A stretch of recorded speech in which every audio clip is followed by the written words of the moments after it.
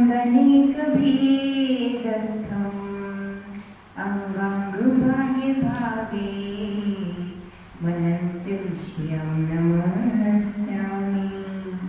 नमो वृषभसेनानी गौतमन्त्ये गणेशिने मूलोत्तरगुणाध्याये सर्वस्मै मुने नमः। सर्वस्मै मुने नमः। सर्वस्मै मुने नमः। तीने भुवन में सार वीतराग विज्ञान था। शिव स्वरूप शिवकार नमः त्रयोग समारिके। नमो अरिहन्ताणं नमो सिद्धाणं नमो आयर्याणं नमो उवज्जायाणं नमो लोय सवसाहुणं। जय बोलिए अनंत परम सिद्ध भगवान की। देवादिदेव खजराक्षी आदिनाथ भगवान की।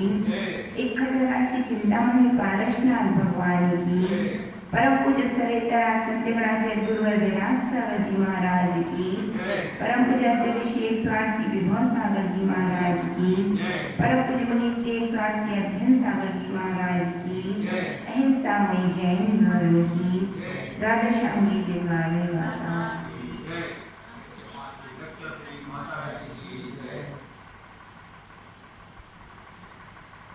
छेड़ावा ग्रंथ जिसकी रचयिता कौन है? पंडित दौलत राम जी। और पंडित दौलत राम जी ने कल अपनी पहली ढाल की चौथे नंबर की कारिका में उस निगोध की पर्याय के बारे में बतलाया था कि निगोध में इस जीव ने किस किस प्रकार के दुखों को प्राप्त किया है। आप 5 नंबर की चौपाई में कहते हैं, आप सभी पढ़ेंगे। एक श्वास में 8-10 बार जन्यो मर्यो भर्यो दुख भार।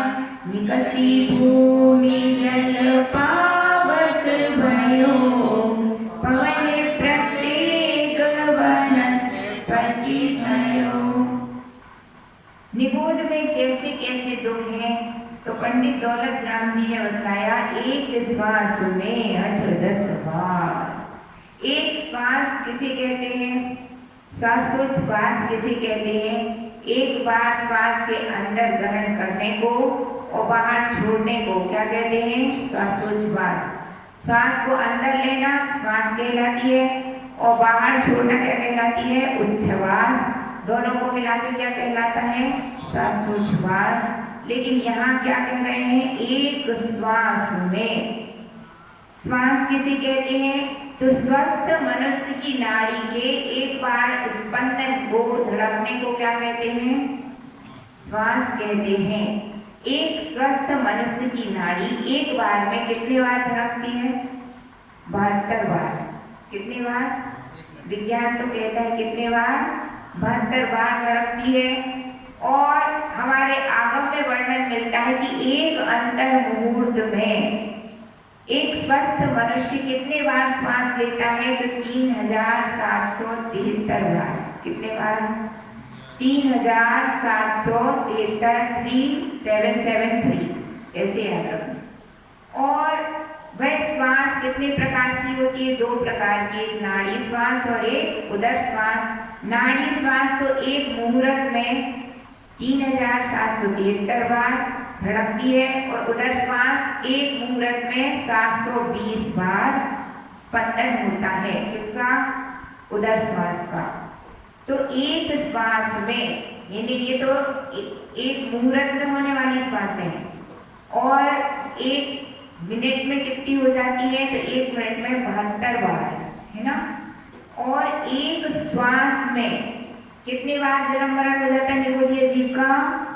18 बार मरण और 18 बार जन्म हो जाता है ना। अब ये जो जन्म और मरण है ये किसकी अपेक्षा से है? तो ये लब्धि अपर्याप्तक सूक्ष्म निगोदीय जीव की अपेक्षा से जन्म मरण गिनाए गए हैं। कोमटसार जीव कांड में आचार्य सिद्धांत देवीचंद्र महाराज और कार्तिकेय प्रेक्षा ग्रंथ में भी क्षुद्र भवों का वर्णन है। अब आपको हम बतला दें क्षुद्र भव क्या होते हैं। आप जानते हैं क्षुद्र भव? नहीं जानते।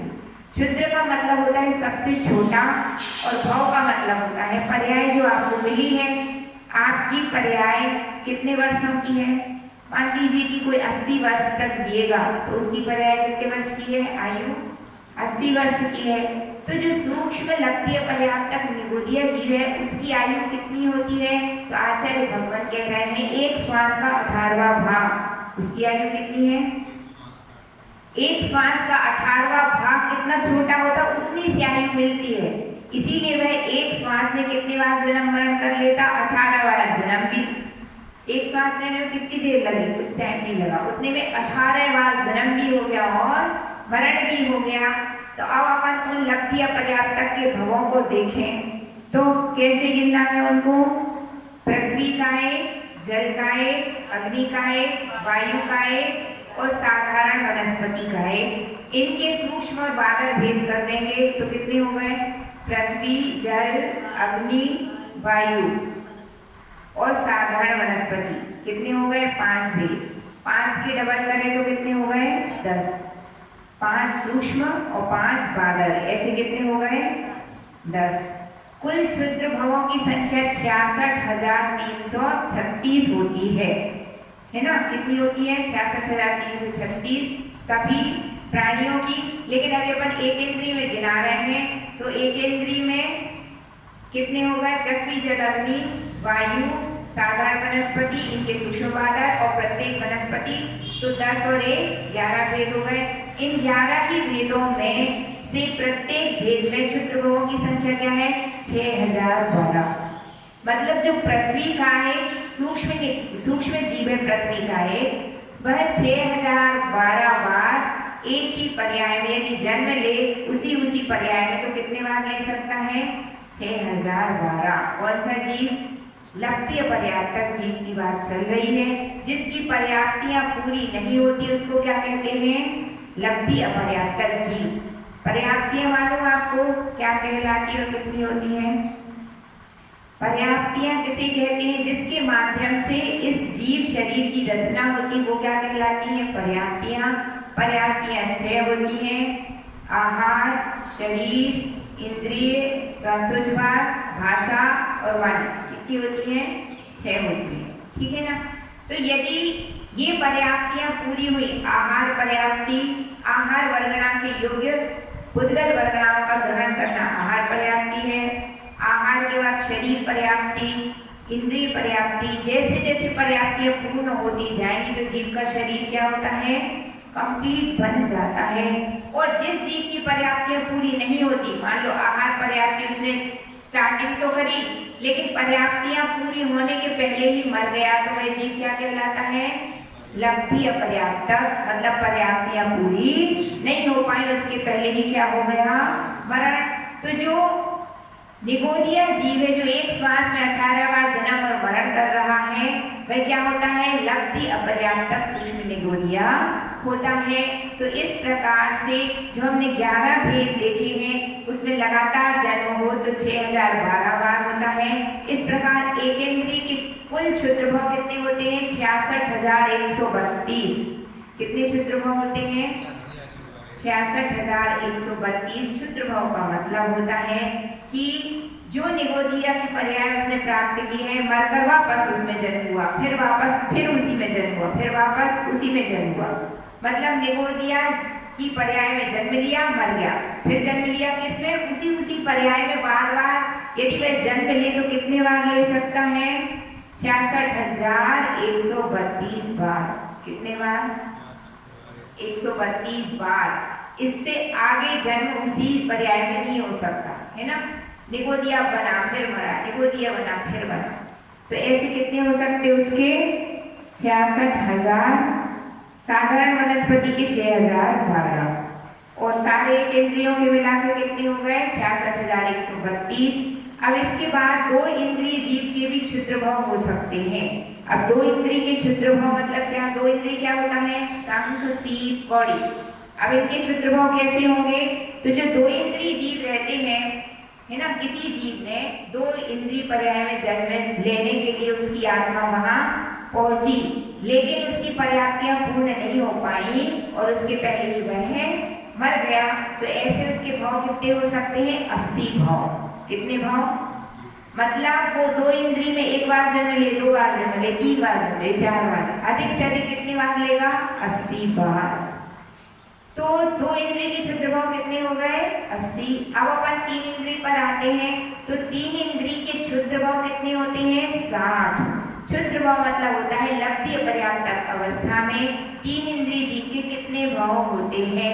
तो एक कोई जीव है, वह चींटी बनने जा रहा है। क्या बनने जा रहा है? चींटी के पर्याय के लिए आत्मा वहां गमन कर रही है। आहार पर्याप्ति वगैरह शुरू तो हुई, लेकिन पूर्ण नहीं हो पाई, बीच में ही उसका मरण हो गया। तो ऐसे उसके भाव कितने हो सकते हैं? 60। चार इंद्रिय के कितने होते हैं? चार इंद्रिय के 40 और पंचेंद्रिय के 24।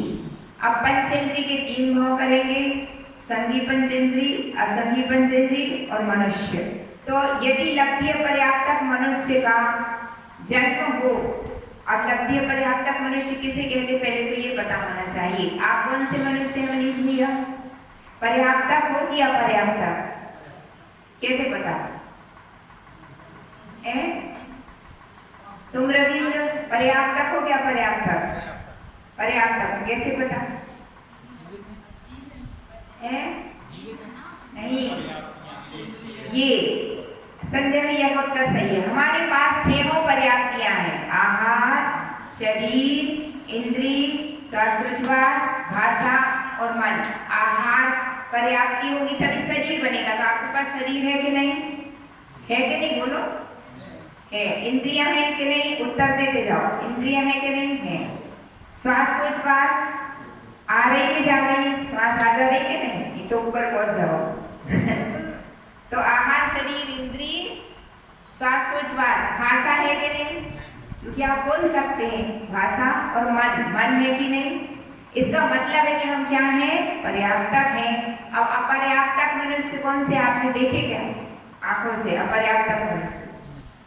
संजय भैया, आंखों से अपर्याप्तक मनुष्य देखे क्या? आपने क्या? किसी ने भी नहीं देखी। केवली गम में है ना, अथवा सर्वावधि और विपुलमती जाने, है ना। तो वो जो सूक्ष्म लब्धि अपर्याप्तक मनुष्य होते, वो जो स्त्रियों के प्रदेश होते हैं उनमें पाए जाते हैं। वह प्रदेशों में सूक्ष्म जीव होते हैं और निरंतर उत्पन्न होते हैं और मरण को प्राप्त होते रहते हैं। क्यों उत्पन्न होते और मरण को प्राप्त होते? क्योंकि उनकी आयु ही नहीं है ज्यादा। आयु कितनी है? क्षुद्र भाव प्रमाण आयु है, मतलब सबसे छोटा भाव उनका होता है। और ऐसे मनुष्य लब्धि अपर्याप्तक के भाव कितने होते हैं? 8 भाव। कितने? मतलब एक लब्धि अपर्याप्तक मनुष्य में कोई जीव गया तो लगातार कितनी बार वहां उत्पन्न हो सकता है? 1 बार, 2 बार, 3 बार, 4 बार, ऐसे कितने बार? 8 बार। इसके बाद संगी पंचेंद्रिय किसी भी लब्धि अपर्याप्तक में उत्पन्न हो, असंगी पंचेंद्रिय तिरेंच इत्यादि उत्पन्न हो, तो उसके भाव कितने होंगे? संगी पंचेंद्रिय लब्धि अपर्याप्तक के भी 8 भाव, असंगी पंचेंद्रिय लब्धि अपर्याप्तक के भी 8 भाव। टोटल मिलाकर कितने हो गए? 66,336 क्षुद्र भाव। किसके होते हैं ये? सभी लब्धि अपर्याप्तक जीवों के, जिनकी पर्याप्तियां पूरी नहीं हुई है और जिनका जीवन कितना है? बहुत थोड़ा सा। तो अपने को बात किसकी करनी है? निगोदिया की। निगोदिया के कितने क्षुद्र भाव होंगे? साधारण वनस्पति में निगोदिया जीव आते हैं तो उनके 6012 क्षुद्र भाव होते हैं। अब आपको समझ में आ रहा है? यहाँ देखो, वहाँ नहीं देखो, कितने क्षुद्र भाव होते हैं? 6012। आप सोचिए, एक श्वास में तुम्हारा 18 बार जन्म और मरण हुआ है। हुआ क्या मनीष भैया? सुनील भैया हुआ? सुनीता तुम्हारा हुआ था क्या? याद है क्या? याद तो नहीं है, पर अब आप कह रहे हो तो मान लेते हैं कि हुआ होगा। तो जो सर्वज्ञ की देशना है उसके अनुसार क्या है, हुआ है मतलब हुआ है। सर्वज्ञ की देशना सिरोधार्य, क्योंकि सर्वज्ञ किसे कहते हैं? सर्वज्ञः इति सर्वज्ञः, जिसने सबको जान लिया है, जिसके ज्ञान में संपूर्ण लोक सहित अलोक संपूर्ण पदार्थ झलक रहे हैं, उसको क्या कहते हैं? केवली। और ऐसी केवली की देशना में क्या कह रहा है कि एक श्वास में 18 जन्म और मरण हुआ। कौन सी पर्याय में थे जब हम? ये बातें किसकी चल रही हैं? संसारी प्राणी की कि तुम्हारी? अपनी अपनी चर्चा चल रही है। संजय भैया, किसकी चर्चा चल रही? मेरी। मैंने कितने बार निगोद की पर्याय में जन्म लिया? 18 बार जन्म लिया और 18 बार मरण किया। जन्म्यो मर्यो भर्यो दुख भार। और जब जन्म होता है सुनीता, तो अपने को कष्ट होता है कि नहीं होता है? जब कोई बालक जन्म लेता है तो उसको कष्ट होता कि नहीं होता है? जब माँ के गर्भ में रहता तो कष्ट होता कि नहीं? तो भी होता।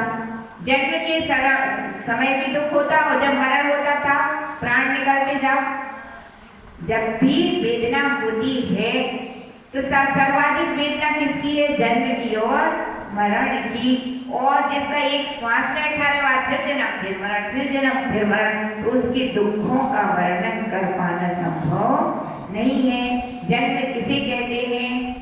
तो आयु, इंद्रिय, श्वासोच्छ्वास, बल, इंद्रियां, है ना, इन 10 प्राणों से के साथ जीव का क्या होता है? जन्म होता है। मतलब इन प्राणों के संयोग को क्या कहते हैं? जन्म कहते हैं।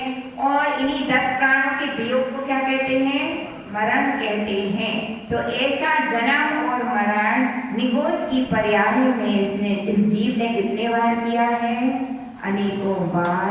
और बहुत सारे वहां के दुखों को सहन किया है। जन्म्यो मर्यो संयोग दुख भार, है ना। जन्म मरण के अनेक दुखों को सहन किया है।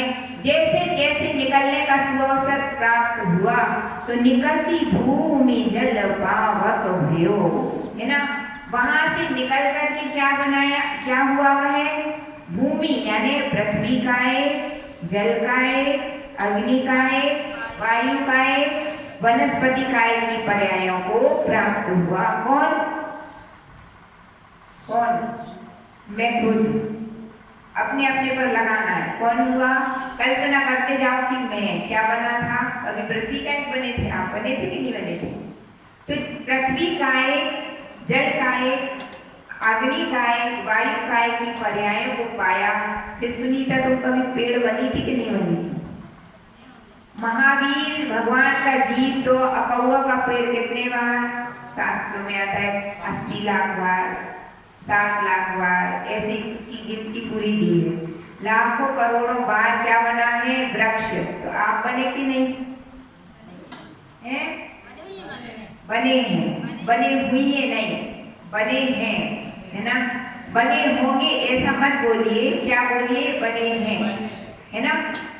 तो आचार्य भगवान कह रहे हैं कि आपने ऐसी ऐसी पर्यायों को प्राप्त किया है और कैसे दुख सहन किए। जैसे तुम उनको दुख देते हो वैसे ही दुख तुमने सहन किए। क्या दुख दिए? पत्ती तोड़ दी, कोई काम ही नहीं है तो ये चलते फिरते एक कुल्हाड़ी उठाई, पेड़ गिरा दिया, है ना। शोभा बिगड़ रही है, कटिंग कर दी, है ना। कितना तकलीफ और कष्ट देते अपन किसको? पेड़ पौधों को, अग्नि को, वायु को, जल को, पृथ्वी को। खोद खोद कर पृथ्वी की छाती में कितने छेद कर दिए? कितने कर दिए हैं? सब तो बोरिंग खुदी है ना। फिर भी पृथ्वी का हृदय कितना विशाल है कि किसी को कुछ भी कहती नहीं है। जितना अनाज का उत्पादन होता है वह कहाँ होता है? बोलते जाओ, कहाँ होता? पृथ्वी पर, है ना। आप जितने भी खाने पीने की वस्तुएं हैं, पेड़ पौधे हैं, सब कहाँ होते हैं? पृथ्वी पर। जल भी कहाँ मिलता है? पृथ्वी पर मिलता है ना।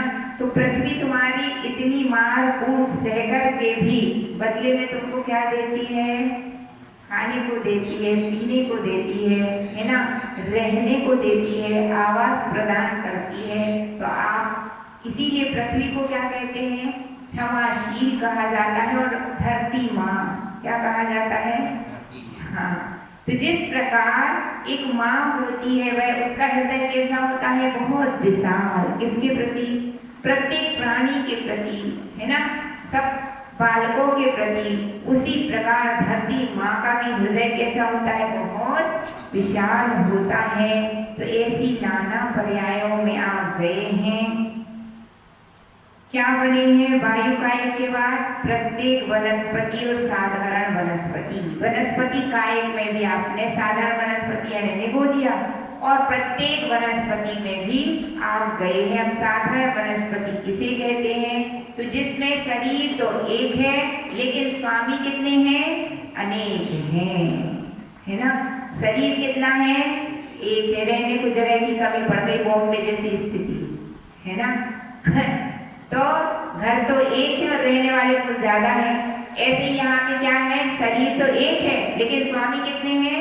अनंत। तो जीव उसके स्वामी हैं। तो एक श्वास लेता है तो सभी जीव श्वास लेते हैं अनंत। एक का मरण होता है तो सभी मरते, एक का जन्म होता है सभी जन्मते, एक साथ खाते एक साथ पीते, सब काम एक साथ। किसका? निगोदिया जीवों का। कौन से जीवों का? निगोदिया जीव। दूसरा होता है प्रत्येक वनस्पति। किसे कहते हैं? एक शरीर का एक ही स्वामी, है ना। जैसे आलू है तो उसमें शरीर एक है और उसमें जीव कितने हैं? अनंत अनंत निगोदिया जीव। तो शरीर एक और स्वामी अनेक। अब पेड़ है, पेड़ में कितने जीव है कि नहीं? जीव है कि नहीं? पेड़ में है। कितने जीव है पेड़ के अंदर? एक ही है। यदि एक इमली का, नीम का, आम का पेड़ है तो उसमें जीव कितना है? एक ही है। और दूसरा घुस गया उसके अंदर तो वो भूत कहलाएगा, है ना। है ना, क्योंकि एक शरीर में कितनी आत्माएं हैं? एक ही आत्मा है। आपके शरीर में कितनी आत्माएं हैं? एक ही है। और एक से ज्यादा हो जाए तो भूत पेट का प्रवेश तो हो जाएगा, है ना। लेकिन यहाँ पर आचार्य भगवत कह रहे प्रत्येक वनस्पति की परिभाषा क्या है?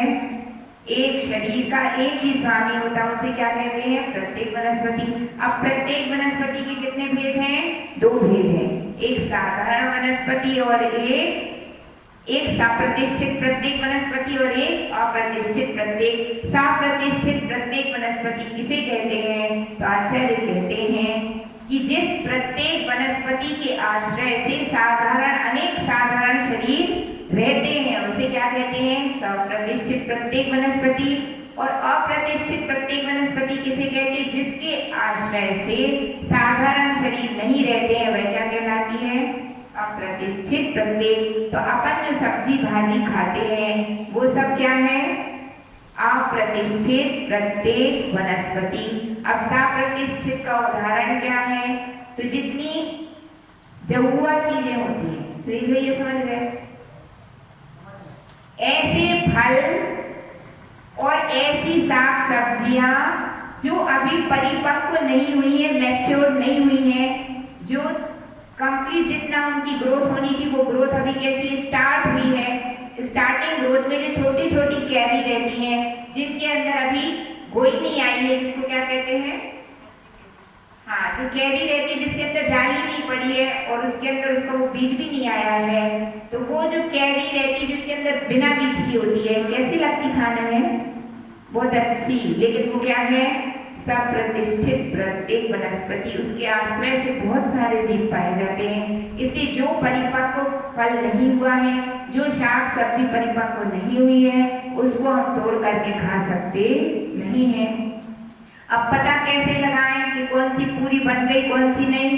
तो जो कैसी रहती है? सप्रतिष्ठित प्रत्येक है वह समभाग में क्या होती है? टूटती है। समभाग में उसके क्या होते? दो टुकड़े। अप्रतिष्ठित को तोड़ोगे तो उसमें से तंतु पाए जाते हैं। आप एक कैरी को के पीस बनाएं तो जो जव्वा वाली कैरी होगी जो परिपक्व नहीं है, वेरी सॉफ्टली उसके कट हो जाएंगे बहुत आसानी से, और समान भागों में कटेगी, कोई तंतु भी नहीं रहते। और जो एक दूसरी कैरी उसमें क्या है? छूछने टाइप के निकलते हैं, है ना। जिसमें जाली पड़ गई है, कोई पड़ गई है, तो वो इतने संभाग में उसके पीस नहीं हो पाते। तो यह उसकी पहचान है कि वह क्या है, अप्रतिष्ठित प्रत्येक वनस्पति है। तो अपने को कौन सी वनस्पति को भोजन में खाने की योग्य है, अप्रतिष्ठित प्रत्येक वनस्पति। तो ऐसी नाना पर्यायों को किसने प्राप्त किया है, इस जीव ने प्राप्त किया है। तो इस 5 नंबर की चौपाई से हमें क्या शिक्षा मिलती है कि यह जीव निगोद में गया, इतने दुख सहन किए, पृथ्वी जल अग्नि वायु वनस्पति कायक में गया, इतने दुख सहे और बड़े पुण्योदय से क्या पाली है, मनुष्य की पर्याय। तो अब उस पर्याय को क्या करना है, कैसी है वह त्रस की पर्याय। तो अब कल आगे की चौपाई में आचार्य भगवान उसका वर्णन करेंगे, जिसको हम कल उससे जानने का प्रयास करेंगे। तो इस पर्याय की दुर्लभता का निरंतर क्या करते रहना, अपने को चिंतन करते रहना है ना। इसको कैसे सार्थक बनाएं, उस दिशा में क्या करना है, प्रयास करते रहना है। इसी भावना के साथ जय बोलिए चिंतामणि पारसनाथ भगवान की, द्वादशांगी जिनवानी माता की। जिनवानी के ज्ञान से सूझे लोकालो, सोवाणी मस्तक नमो सदा दे तुम धो। हे जिनवाणी भारती तो ही जपो दिन रे, जो तेरी शरणा गए सो पावे सुख चैन। देव भजो अरिहंत श्रुत गुरु सेवा निर्गंथ, दया गरम पालो सदा यही मोक्ष का पंथ। जय बोलिए द्वादशांगी जिनवानी माता की।